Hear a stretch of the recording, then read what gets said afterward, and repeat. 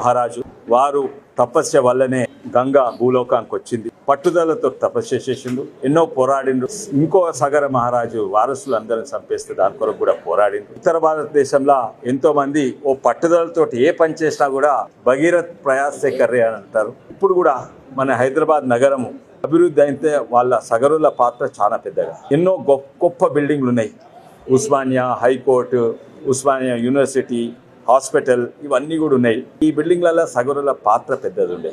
ఆ జమానాలో అన్నిట్లో హైదరాబాద్ నగరంలో పెద్ద కాంట్రాక్టర్లు అంటే సగరులు ఉండేది. ఇప్పుడు కాంట్రాక్టర్లు ఎవరయ్యా అంటే ఎక్కడెక్కడి నుంచో వచ్చిన ఇండస్ట్రియలిస్ట్.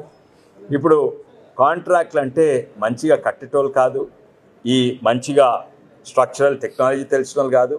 కాంట్రాక్టర్లు ఎవరంటే భూ కబ్జాలు ఎవరు మంచిగా పెడతారో, రెవెన్యూని ఎవరు మేనేజ్ చేస్తారో, పర్మిషన్లు ఎవరు తీసుకురాగలుగుతారో జిహెచ్ఎంసీలా అది ముఖ్యము.